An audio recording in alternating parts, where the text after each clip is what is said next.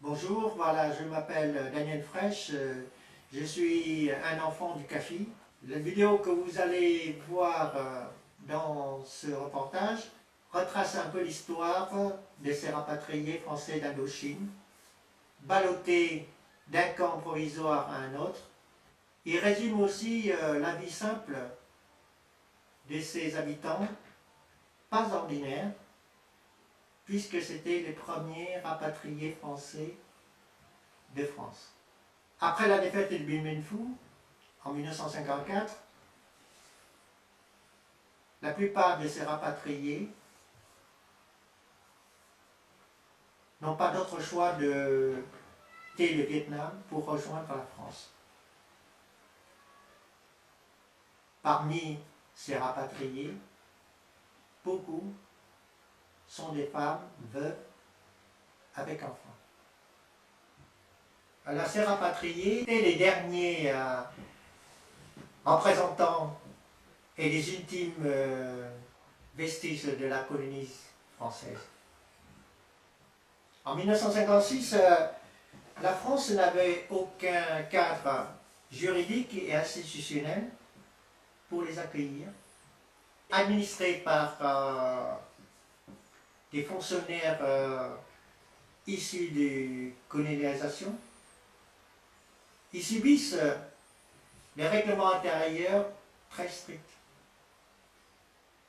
La loi Morlot, par exemple, bafouait leur dignité. En 1959, d'ailleurs, dans le camp de Bias, ces rapatriés manifestaient contre les conditions inhumaines qu'ils ont subies. L'État, au lieu de les aider, envoyait plusieurs escadrons de CRS pour mater la rébellion. Et bien sûr, ils ont expulsé du camp en les éloignant de leur famille. En 1961, les premiers textes de loi qui ont été créés pour les rapatriés d'Indochine sont exclus de ces lois et ils n'ont obtenu aucune mesure de reconnaissance, ni d'indemnisation, ni d'intégration dans les structures sociales et économiques du pays. Pour nous, la question centrale de reconnaissance du statut de rapatrié reste toujours à l'ordre du jour.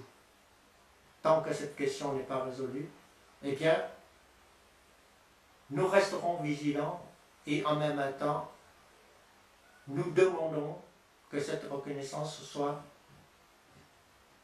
réalisée. Alors, pour nous, la question des statuts des rapatriés d'Indochine restera toujours à l'ordre du jour, tant que l'État ignore toujours leur existence.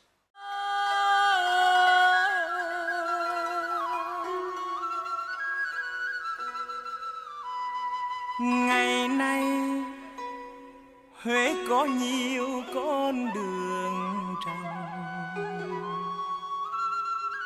áo qua Đông Ba, áo về Thường Từ, áo lên bền người, áo ngược phố các đầu xanh ai quần khăn tang, mùa xuân hẹo hắt.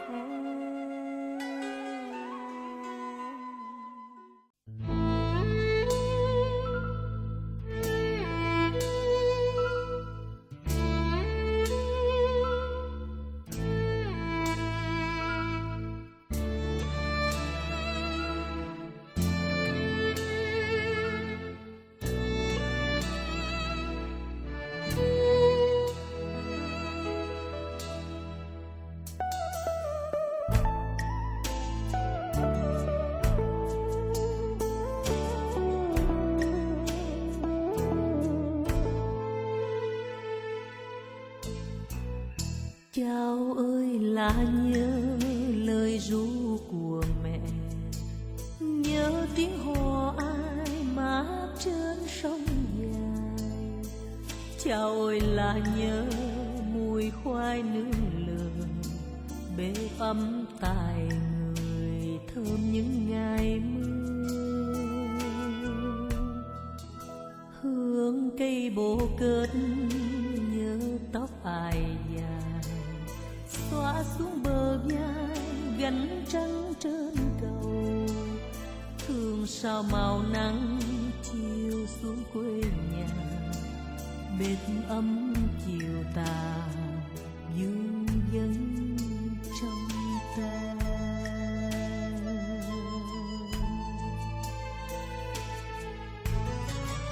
Qua được đại dương nhớ dòng sông nhỏ, qua lũy tre xanh đã thương quê. Tiếng hò nhẹ ngân bên sông lao lách, lòng dương vấn hoài mối tình quê hương suốt đời.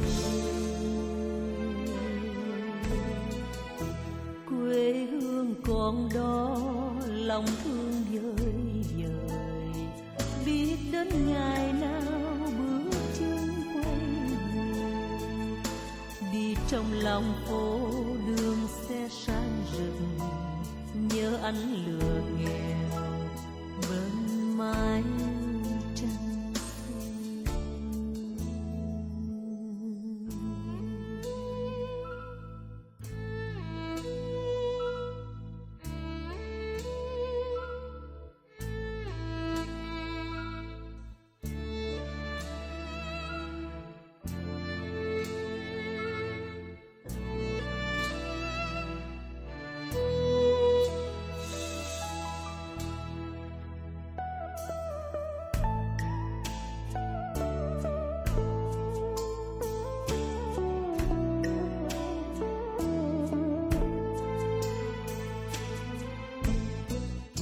Hương cây bồ kết nhớ tóc ai dài, xóa xuống bờ vai gánh trắng trên cầu. Thương sao màu nắng chiều xuống quê nhà, bếp ấm chiều tà dương dân trong ta.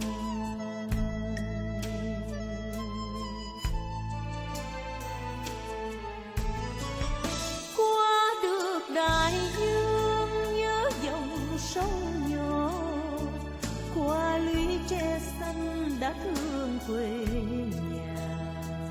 Tiếng hò nhẹ ngân bên sông lao lách, lòng dương vấn hoài mối tình quê hương suốt đời.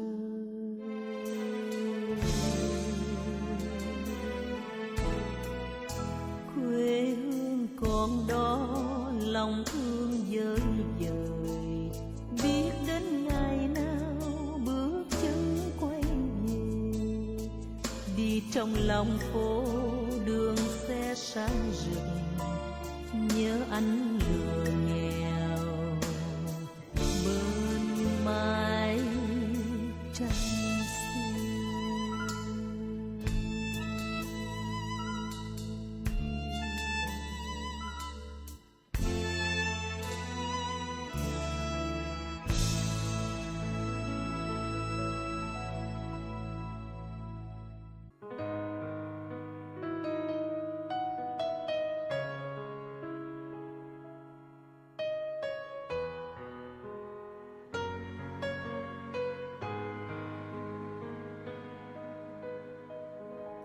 Hà Nội mùa này vắng những cơn mưa, cái rét đầu đông khăn em bay hiu hiu gió lạnh. Hoa sữa thôi rơi em bên tôi một chiều tan lớp, đường cổ ngữ xưa chậm chậm bước ta về.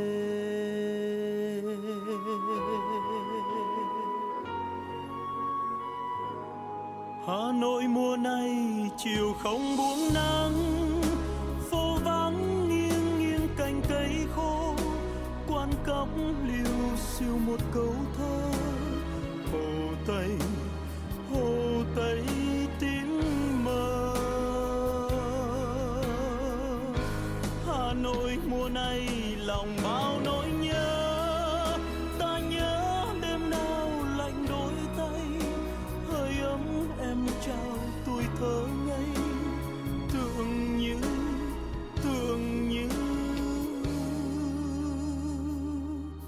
còn đây.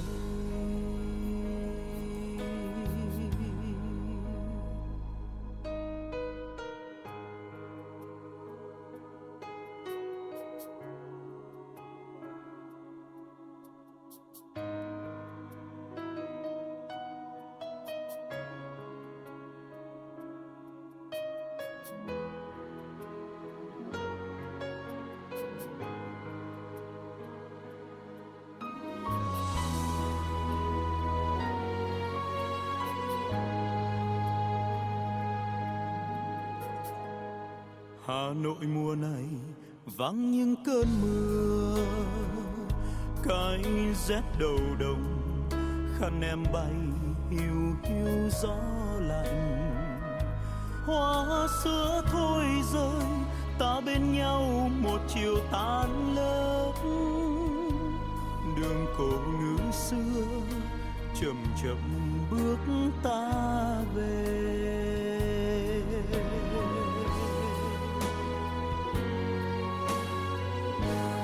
Hà Nội mùa này chiều không buông nắng, phố vắng nghiêng nghiêng cành cây khô, quán cóc liêu xiêu một câu thơ.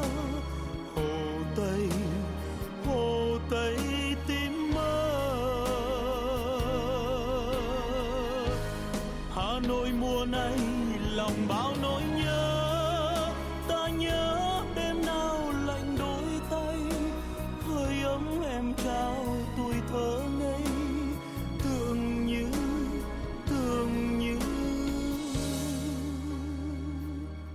còn đây. Hà Nội mùa này chiều không buông nắng, phố vắng nghiêng nghiêng cành cây khô, quan cóc liêu xiêu một câu thơ. Hồ Tây tím mơ. Hà Nội mùa này lòng bao nỗi nhớ, ta nhớ đêm nào lạnh đôi tay, hơi ấm em trao tuổi thơ ngây, tưởng như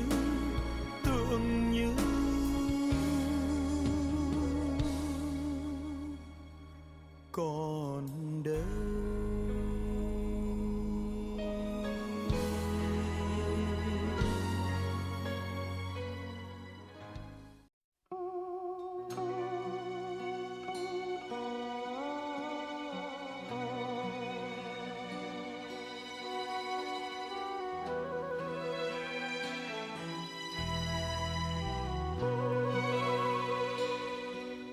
Đêm khuya trăng tà,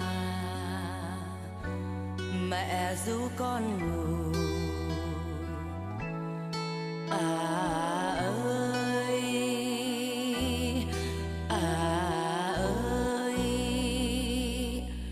ngoan ngoan con nhoẻn miệng cười, trông con mẹ tưởng như đời nở hoa. Chinh chiến miền xa, con ơi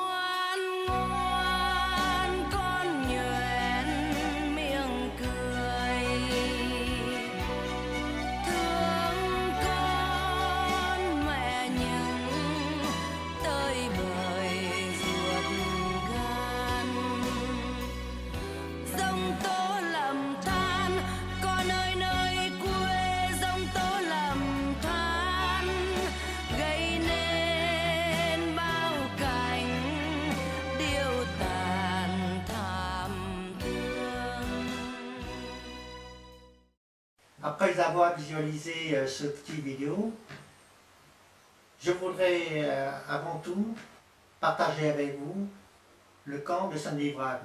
Mais surtout, je voudrais, à travers de cette vidéo, rendre hommage à nos mères, si courageuses et si dignes. Bien sûr, malgré la difficulté, la dureté de la vie et des conditions dans ce camp, elles arrivent à donner une vie meilleure à leurs enfants. C'était peut-être la seule récompense qu'elle a eue dans ce camp. Malgré la double trahison qu'elle subit,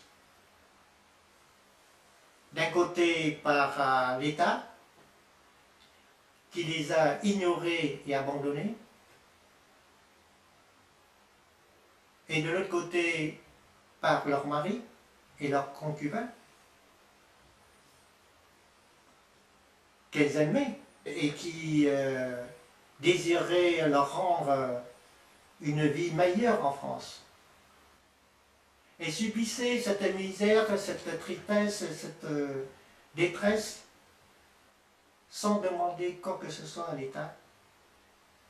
Malgré toutes ces difficultés, elles arrivent à élever leurs enfants dignement.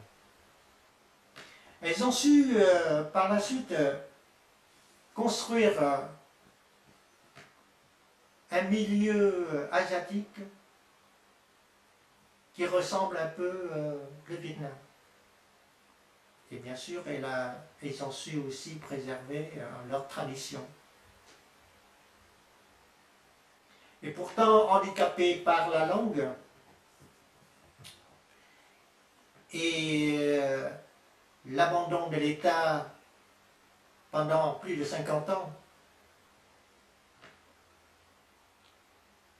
elles arrivaient à épuiser leurs forces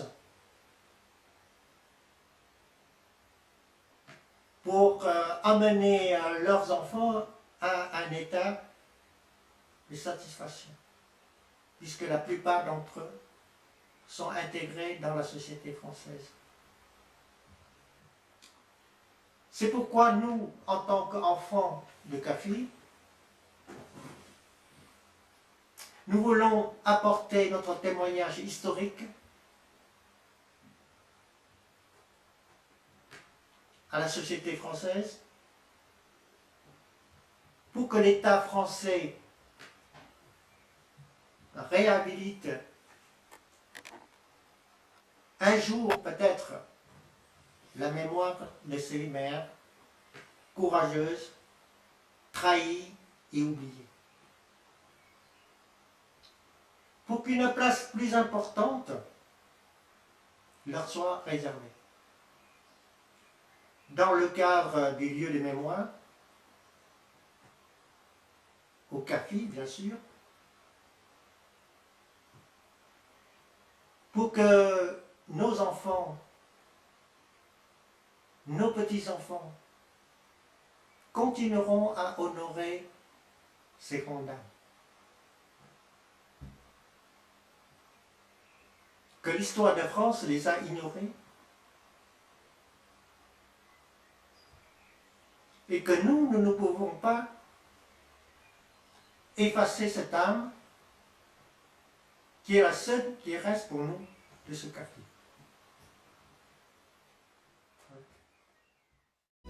Mấy đời bánh đúc có xương, mấy đời giặc cướp có thương, dân nghèo ơi.